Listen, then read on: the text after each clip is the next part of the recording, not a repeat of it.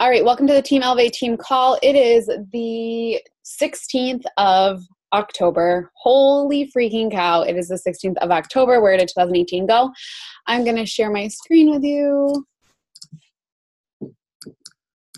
All right, we have a pretty strong start to our October. We've changed a total of 126 lives so far. This is actually as of Monday. Our coach of the week is Brittany Havens because number one, you are such a light on social media, like not out of nowhere, but you've made this major shift in the last just couple of weeks, and I'm so proud of you. Your numbers are showing, your coach recruits are showing, and so super duper excited for you. Our top weekly life changer is Sydney Thompson. Our top weekly recruiter is Kate Morgan, and our top weekly PV producer is myself. Again, 126 lives changed as of Monday. We have a long way to go to beat our best. I think our best is 500 and something. So not quite halfway there, but we can totally do it. We have an incredible amount of people over here who are just short of Success Club. And remember, guys, in order to hit the benchmark of Success Club, you do need to have 5 points. So that's 3 people helping them get started with a challenge pack or Shakeology. With Success Club so far already this month, we have, with 6 points, Michelle Cahill, Brittany Havens, Olivia Verschag. Message me and tell me how to pronounce that because I probably just butchered it. Sarah McReynolds, Caitlin Teft, Maddie Fenton, and with 8 points, we have Kelsey Moore. With 10 points, we have Jennifer Smith, Lauren Valencar, 16, Cassie Jackson, 18, myself, Sydney Thompson with 20, Martha Stewart with 22, and Kate Morgan with 30 Success Club points. Boom. We have signed a total of 47 coaches onto Team Elevate in the last 7 days, and I know I shared the report a couple days ago, so if you are somebody who signed a coach, congratulations. I did say that on average, guys, if we want to be consistently getting better, we should be averaging 2 coaches signed each week, so that should be a goal in your planner every single week is to recruit 2 coaches.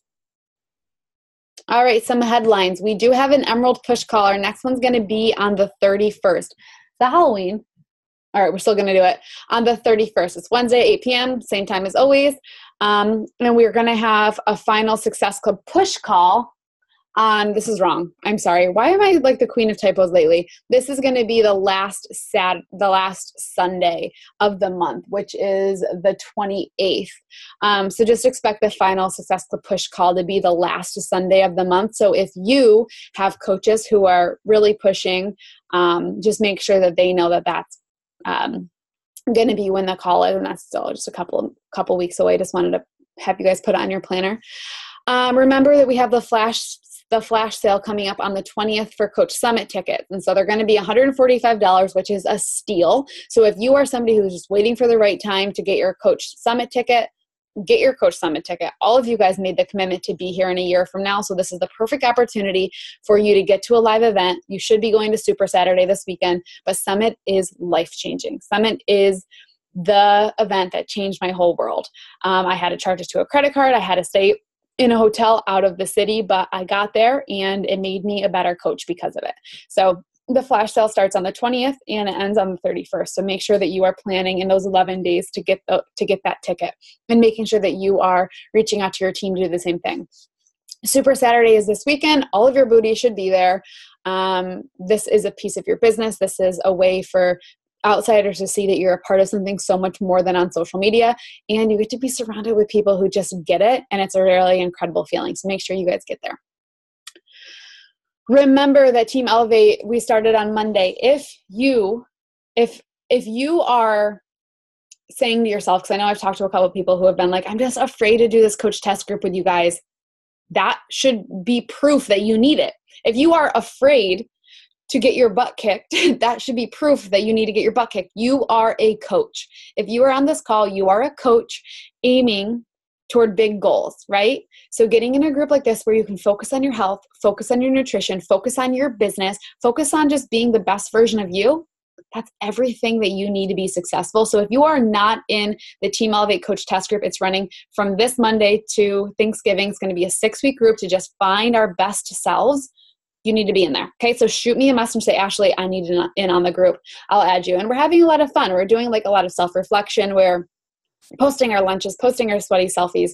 And more than anything, I just love being surrounded by you guys, like being surrounded with the coaches who just have so much passion. Love it.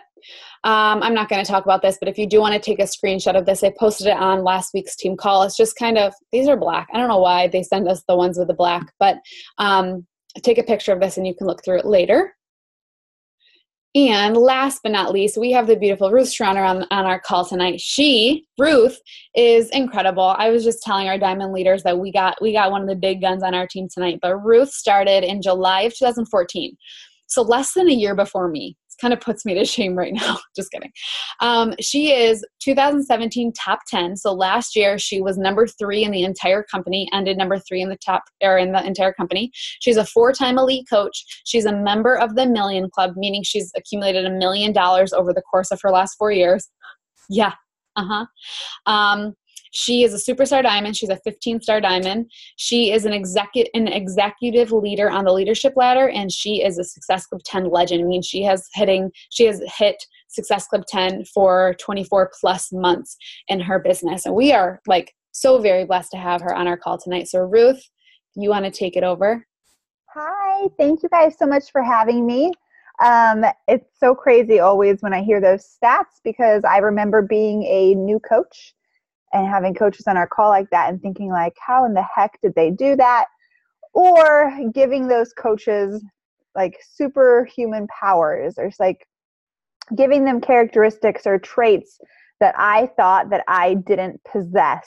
So I kind of want to back up and just share a little bit about me, how I started this, why I started this, who I was 4 years ago, because really the girl who's speaking to you tonight is so much different than the coach that started 4 years ago. But at the same time, there are definitely huge similarities and limiting beliefs and fears that I still have to conquer every single day in order to keep growing this business at the level that I want to grow it.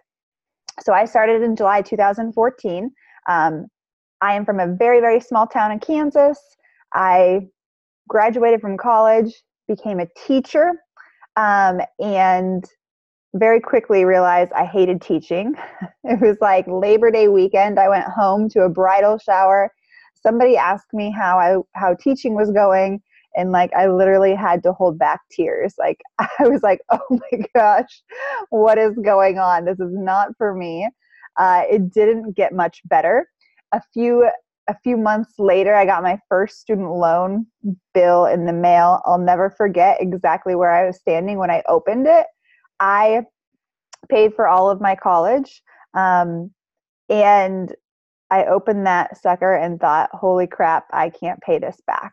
So what I imagined was going to be like the best years of my life. Like I'm free, I'm out of college, I'm living the dream, like I have a job. And actually like I had a pretty decent teaching job. It wasn't a bad teaching job at all.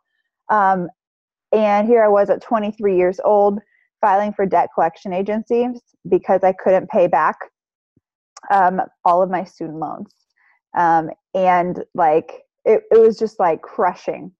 I'll never forget like pulling up, like my girlfriends would want to go out on Friday night, Saturday night, and I couldn't go until midnight. I'd have to like wait until my paycheck hit at midnight, and then I'd go to the ATM and get money out so I could go meet out with my girlfriends.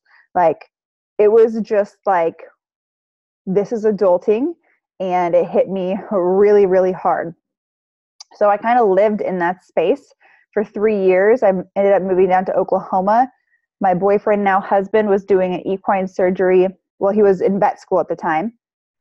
So I moved down there. During that time, I decided to transition careers, and I got my master's degree in instructional design. And through that, I transitioned to corporate online education and training, which was awesome. And in 2013, I got my first like big job, I would say, from that. Ben had just finished his equine surgery internship, and he had gotten a great residency at North Carolina State University. I was given an awesome position there as an instructional designer. I actually got like a $15,000 raise from my previous job. So like this was it. This was that time in my life where I don't know, have any of you guys ever said it's going to get better when? I kept saying that from the time I was 23 to the time I was, at the time, I think I was 27. And this was the when. The when had got here. I was like, yes, the when is here. Like, it's better. And Ben wasn't making much of a salary as a resident, but he was making a tiny, tiny bit. And I was like, this is it. This is when our life gets better. But at that same point, Ben's student loans now had to start being paid back, and as did mine. And we had accumulated $245,000 in student loan debt alone. That school is very expensive, and I did not make good decisions in regards to my student loans that I took out for my master's and my undergrad. So the when didn't last very long, and very quickly we were struggling financially to make it. We were doing spending freezes. We'd go to dinner, and I'd literally kick him underneath the table if he wanted to order like an extra appetizer or beer, and it was just like brutal. At that same time, I think I was 28 at this time, I started researching childcare costs because I knew that we want to have kids. Like at that time, I was thinking like 30. And so I don't know why I was bored. I was literally bored at work, and I was like, let's just look this up. And then I realized it was like $1,200 to put a baby in childcare. And I was like, damn, it's a lot of money. Like, how are we going to do this? And I just started freaking out. And our marriage was really crumbling under all the stress of finances.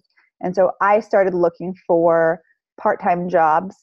Literally, like I was going to Craigslist. I was going to, looking at bars, boutiques, because I could not stay in that place financially. I was terrified to bring kids into this world. I mean, like terrified to bring them into this world, into a family that where they saw their parents fight all the time. And a big reason for that was because I come from a family of 6. My parents are awesome people. They have the hardest work ethic that I have ever seen. However, they didn't always make the best financial decisions. And so my entire life, I've seen them fight about money. And my earliest childhood memories are them fighting about money. And I've always felt from the time I was like in first grade that I wanted to fix it. Like I'll never forget when I was like a first grader trying to figure out like how to sing a Christian song to help my parents stop fighting about money. And honestly, so I don't know how many moms we have on here. Do we have a lot of moms on here? I can't speak to being a mom right now. But I do know there's this thing called mom guilt that a lot of people talk about. And especially when they have younger kids. And here's honestly point blank how I think about this is my mom was a stay-at-home mom with me and my older siblings. I cannot tell you guys, how much face-to-face time she had with me. I can't tell you if she sat with me every single day and played Barbie dolls with me and gave me one-on-one attention.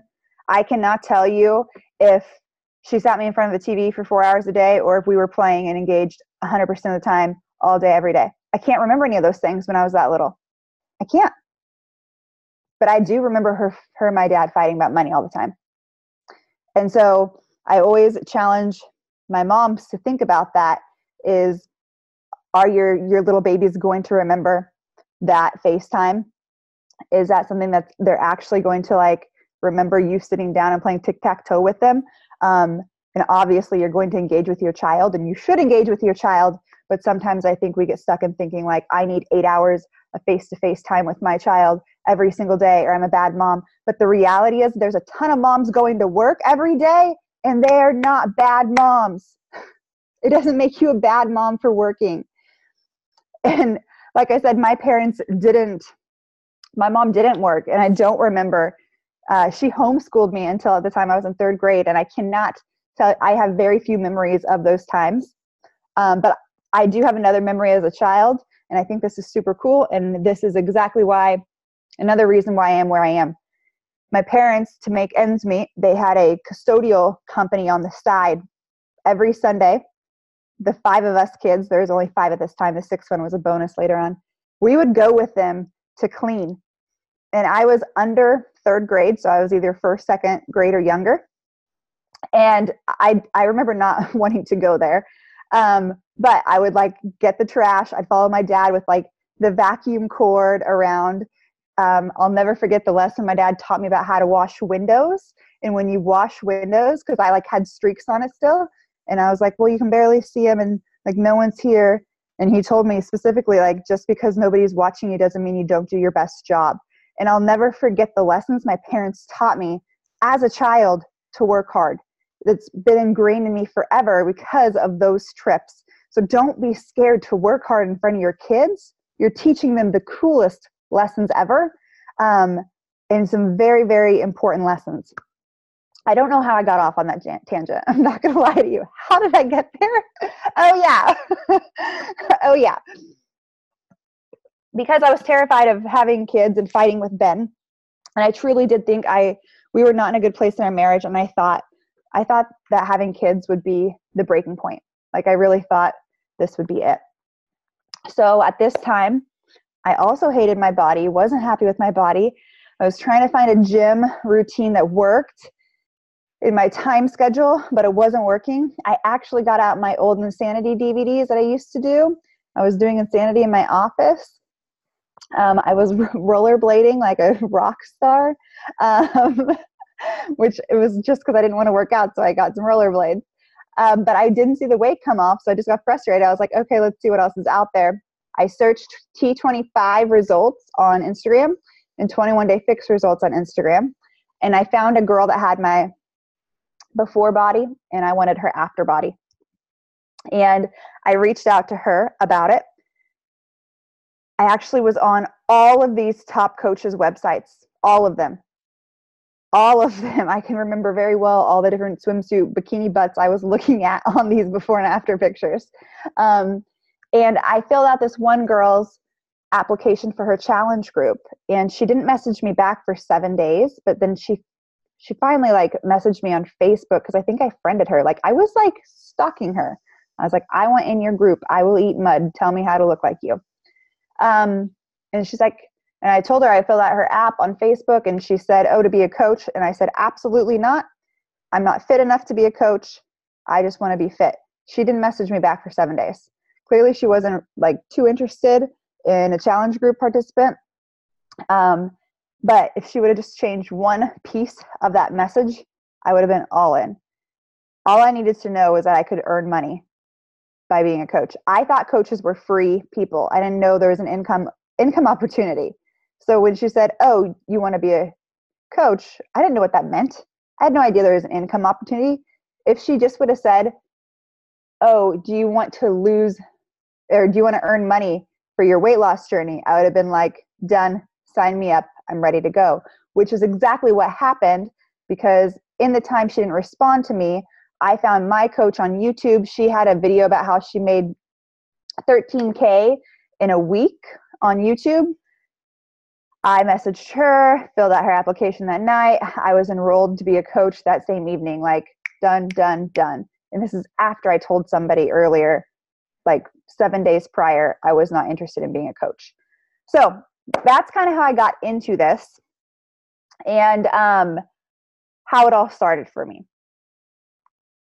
I'm going to kind of break down what I think are some of the four vital points of me building my business so quickly, because it did build very quickly and it was intentional.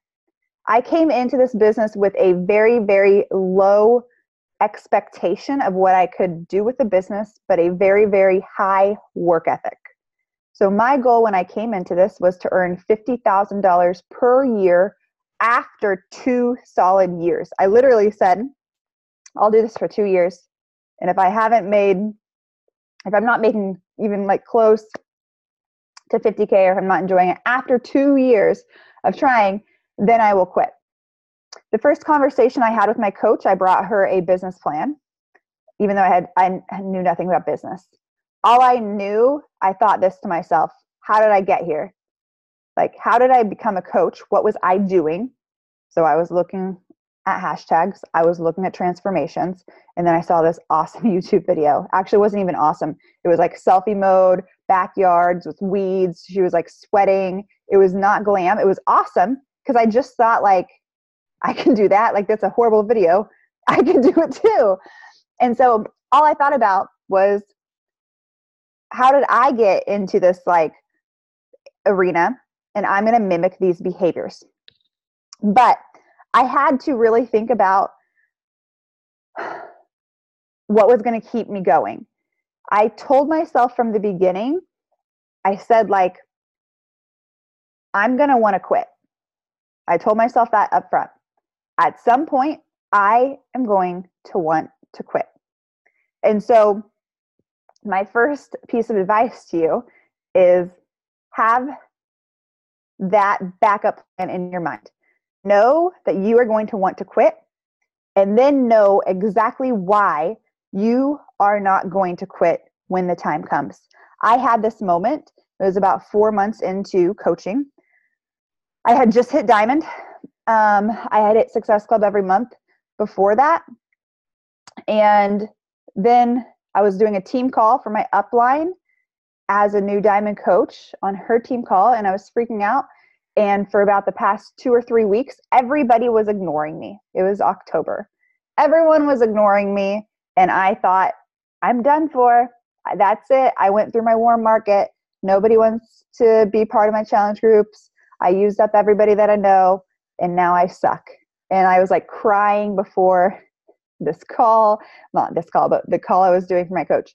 But because I had mentally prepared ahead of time, there was absolutely no turning back on the business.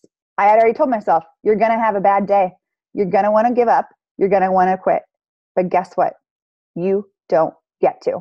And here's why. My second thing.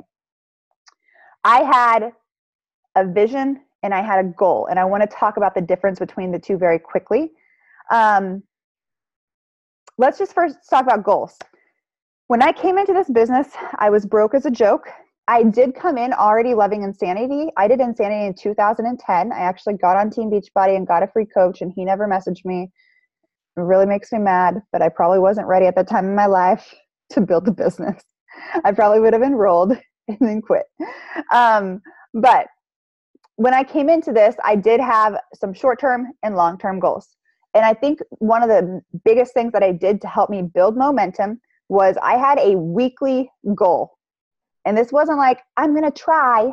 This was not a I'm going to try goal. This was I will do this goal. And so my goal when I came in was to enroll 2 new coaches or challengers every single week from the get-go. So this was about 1 month into coaching. After I started 21 Day Fix, I started posting about it. So as soon as I was posting, made that announcement, it was on. So every week, I could care less. Let me say this. I don't care. I get real excited about this. Sorry about my clapping. I don't care about Success Club. Screw Success Club. I wanted a bigger, better life. And I wanted it now. I didn't want to wait. And so my coach told me, hit Success Club. And I said, how about this? I want to hit $500 a month. She said, help 2 people every week. I said, okay, that's what I'll do. This business is not hard. We'll talk about the how do you do it in a second, but it's not hard. So every single week, I was simply thinking, literally thinking, how do I enroll 2 people? And you know what it came down to? Mondays, progress pics. Here's my 21 Day Fix. Day 1, day 7, the next week. Day 1, day 14. On Wednesday, I'd do a call to action, enrolling for my challenge group. Here we go. Who wants to do it? Then what was I doing behind the scenes? I was gathering those names of likes and comments, and I was messaging all the people. My biggest fear when I came into coaching were my sorority sisters. I thought they hated me. I thought I was an ugly duckling of the sorority. I thought half those girls hated me. I messaged all of them. I did a sorority focused challenge group my first month just for those people. So I'm not kidding. They were my biggest fear. But in that, number one, because I had the goal, I'm going to help 2 people every single week, no matter what. My coach didn't tell me to do that. That was me. I wanted to change my life. That helped me create urgency. That helped me follow up, post my calls to action, post my progress pictures, get awesome results, and have that challenge group. And I had a revolving challenge group. So like every week I was just, in the beginning, my challenge group was literally just like me living on like high fumes of Shakeology. I was just like, woo, here I go. I'm working out. Here's a recipe. I didn't know what I was doing, and it didn't matter because guess what? No one had ever been in a challenge group before. So you can't really run a bad challenge group if they don't know what it is. So I was just doing stuff. So that was my short-term weekly goal. My long-term goal, though, is the Success Club trip that year. You could actually work your way off of the Success Club trip list if you were a new coach. So I came in and I was like number 5,000 on the list in July. For some reason, I thought they said I just had to help 100 people for the rest of the year and then I could go. So I broke that down by month and said, how many people do I have to help every month to hit 100 people to go on this trip? Well, I didn't realize that that actually wasn't the case, and I had to crawl my way off a 6,000 person list. I'm really happy I didn't know that, because I was like gunning for this trip, and by the time I realized that I had to help more than 100 people, it was too late, and I was too far into this vision and this goal of going on this trip that I couldn't back out. So I had a long-term goal of getting on this trip. And so then it literally changed to help as many people as possible. And let me tell you why. So I had a vision. And I know we hear talking about visions before. And I'm going to be honest with you. At that time, I didn't believe I could have a 6-figure business. I didn't believe I could have this life. Absolutely not.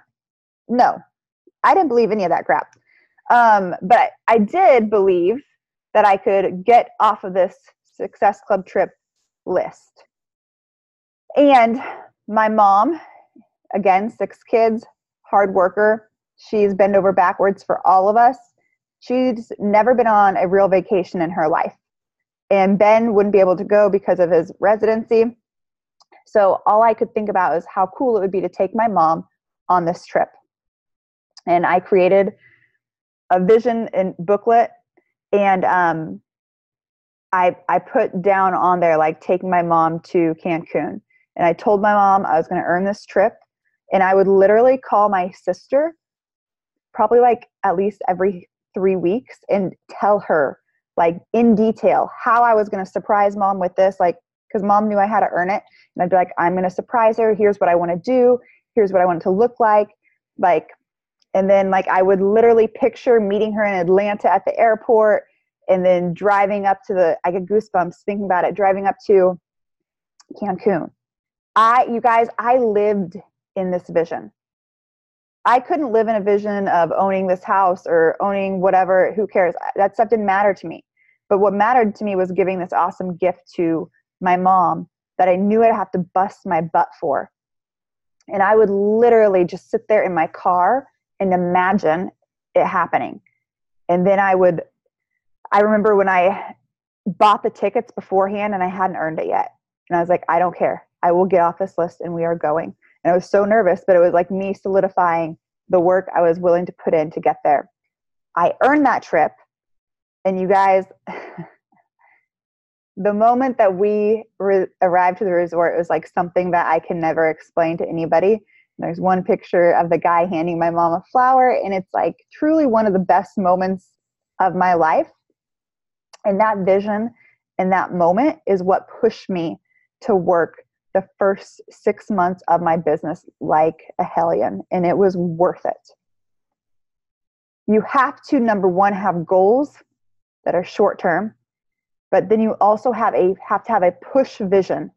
And I think the power of my vision is that it was a stretch. I had to bust my butt to get there, but it was a shorter term vision, and I also thought that I could accomplish it. So you need to stretch yourself enough to where you have to push, because here is the deal. I don't know what number I'm on anymore, by the way. You have to have it where the sacrifice that you are putting in is worth the outcome. So my first 6 months of this business, if you think I was ho-humming along and just working in power pockets or like whenever was convenient, no. I was like zoned. I was zoned in on this. And I would come home from work, we would work out, we'd do dinner. And then I don't know how many, I know Ashley's pretty young, so I'm not sure how many of you How many of you are not moms? And are there quite a few non-moms on here? Yeah, so I see a lot of hands already going up. You guys better freaking go. Go. Go, go, go. Like, your time is yours for the most part. Do not waste it. Like, that is the beauty of when I started this business, is that it was just my time, and it still is just my time. So I'd come home, and honestly, my husband and I were watching TV for the months before I signed up to coach, and I was literally just thinking like, oh my God, how much Bravo can I watch? Shoot me in the head. Is this really my life? Like, I was bored. I was going out and joining junior league and clubs and spending money to have friends because I was so freaking bored. So like, that's, if you don't have kids yet, like, use your time because you have it. And if you say you don't, you probably should do a little bit of a reality check, because I bet it is there. But you have to have a goal or a vision that makes the sacrifice and the hustle worth it, right? So let's imagine this. Let's imagine your friend calls you, and it's whatever it is, like your favorite store, right? Your favorite store, and she's like, hey, Sally, I got a $20 off coupon for this store, but I'm 2 hours away, and you have to drive to me and get it, and you have to do that now. How many would you go get it? Probably not a lot of you. You wouldn't drive 2 hours for a $20 off coupon. If she was like, hey, Sally, I have a $1,000 off coupon for your favorite store, but you've got to come get it, and I'm 2 hours away, you'd probably get in your car and you'd make the sacrifice to get that $1,000 coupon. I know I would. I'd be like, done, driving to you. And that's the thing. So often we set our goals so low, it's not worth the sacrifice. Like, who cares about driving 2 hours for a $20 coupon? No one wants to do that. Set your goals high enough that they push you, that it's worth the ride, that it's worth the sacrifice. Because here's the cool thing. When Ashley said earlier, like, I've built a business that's yielded over $1 million in 4 years, and actually was 3.5 when I hit that. That's bananas. That's insane. Like, what is this life? So, the other thing I will say, especially, and it doesn't even matter if you do have kids or you don't have kids, like, let's just take that out of the equation. Because if you do have kids, congratulations, you're in Beachbody, and this is the mom market capital of the world. Congrats to you, because the moment I have a baby, I'm about to blow it up. Like, seriously, there are so many parts of this business that are kind of perfect for moms. And I think that's kind of, like, when you look at the top 10 coaches, all of these people are moms, and most of them have multiple babies. So get smart with your time if you have a goal, and especially if your family needs the income. A lot of times, my moms, whether they're stay at home or working, but if they are stay at home and they're like, I'm going to have to go back to work if I don't grow this, then it's like, do what you need to do to make time to work this business. Because if you can't get a babysitter for 2 hours a day, or, hey, go to IKEA, you can leave your kid in the IKEA nursery and go up to, I'm not even joking, go up and work upstairs in their little bakery center thing, or YMCA, you can get a membership there, leave your kids in their nursery for 2 hours, and you can sit in the lobby and work in their lobby for 2 hours a day. Like, isn't that a better alternative than going back to work and leaving your kid with someone else for 8 hours a day? Get real, lose the sleep, go to IKEA, do what you need to do, but I guarantee you it's going to be way better than leaving your baby if that is your other alternative. But whatever it is, whatever your why is, and if you have, like, don't waste this opportunity. I talked a lot about, like, being terrified to bring kids into the world, and we actually have just finished our first IVF cycle, and when we went into our consult in June, the doctor looked at us and they're like, it costs $25,000. $25,000, you guys. Some people's insurance covers it. Ours doesn't. thank God for Beachbody. Like, thank God for Beachbody, because there is absolutely no way. I don't even know. Like, I don't even know. I can't fathom it. In my IVF groups, there's probably a post today asking, how do you guys afford that? How are you affording IVF? And some people are doing fundraisers. And some people, literally, they'll be like, we've been saving for 3 years. Can you imagine wanting a baby so bad, and then you find out you can't have it naturally, and then you have to save for 3 years? Use the time you have now, because it's not just about IVF. Things are going to happen in your life, unfortunately. Things are going to happen. And when that day comes, I want you guys to all have and use this opportunity for what it is to help and to serve people, and through that to build an awesome, awesome business. And with that, also know, because here is the thing I hear a lot in this business, and I'm going to wrap it up, I promise. I hear people talk about their struggle, and the struggle looks different for everybody, right? Some people's struggle is that they're moving. Some people's struggle is that they have autoimmune disease. Some people's struggle is handicap, body issues. Some people's struggle is cancer. Some people's struggle is marital issues or family issues. Everyone has a struggle. But I'm challenging all of you, and this is something I'm going to challenge my team to. I know we share our story on social media, and I know it's important to do that. It definitely is important. But I want to make sure that you don't allow your story to become your struggle. And this is something I saw myself slipping into earlier this year when I was going through this process, where I was allowing the story to be a struggle, and it doesn't have to be.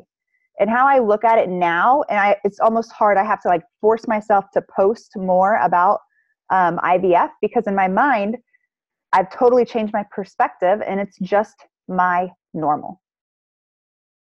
It doesn't have to be hard. It doesn't mean that I'm going to have highs and lows. 100%, I'm going to have highs and lows, but that doesn't mean I have to live in a space of struggle. It doesn't mean I have to take this with me everywhere. And it doesn't mean I have to like bring this with me into every single thing and allow it to dictate my attitude in my life, in my emotions, and really the outcome of my business. Like, your struggle is normal. And I often like to think, and I know this sounds so screwed up, but I literally put it into perspective to myself, and I think someone else has it so much worse. Some other woman has been going through IVF for 5 rounds and has had 3 miscarriages. And that's how I think about it. And that puts me back into perspective of, shut up, Ruth, get back to work. This isn't a struggle. This is just your normal.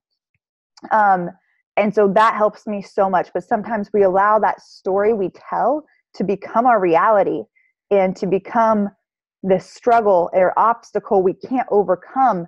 But the entire point of being a coach is to find our inner strength, find our inner power, and use that and overcome the struggle, and know that we are capable of more no matter what is going on in life.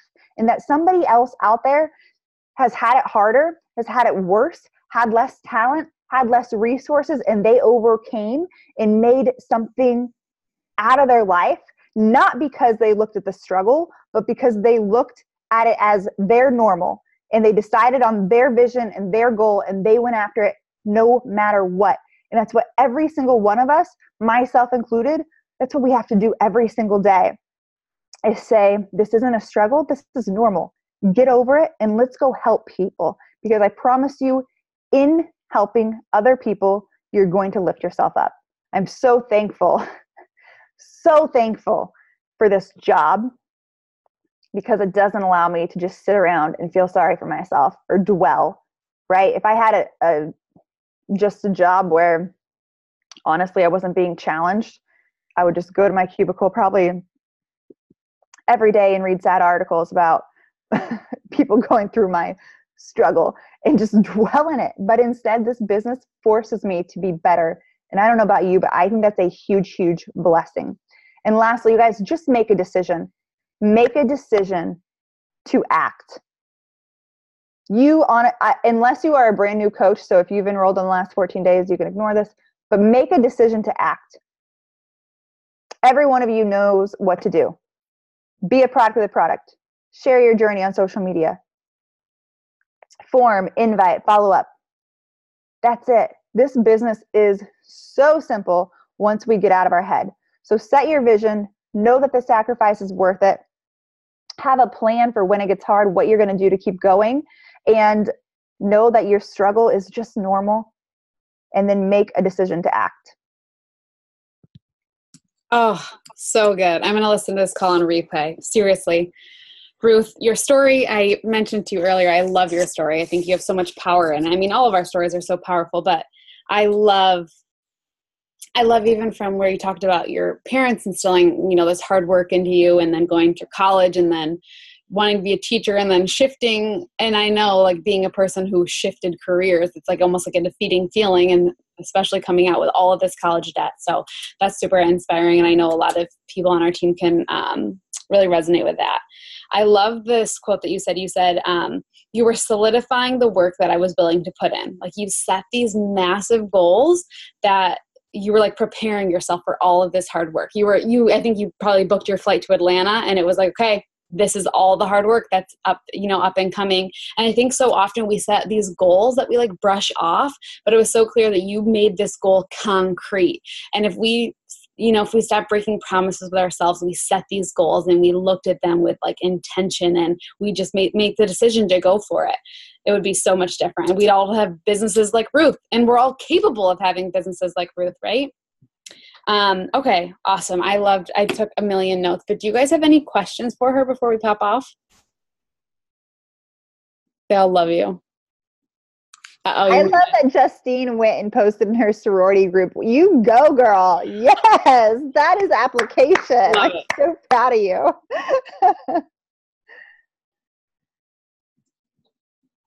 Yay. They love you. Any questions? Questions. I can't believe I never thought of that. Okay. Ruth, you are the best. We do want to take a quick picture if you don't mind. Yeah, absolutely. Smile big, guys. First page. Second page. Your last one. All right, our recording will be up tomorrow morning. Make sure that if you have any coaches who missed the recording, this is going to be one that they do not want to miss. I know that I'm going to listen to it again tomorrow. And I want you guys, I'm going to post our selfie on Team Elevate and make sure you just drop your top takeaway. Ruth, you are so amazing. Thank you guys for popping on and making your business a priority tonight. And I will talk to you guys soon. Bye-bye.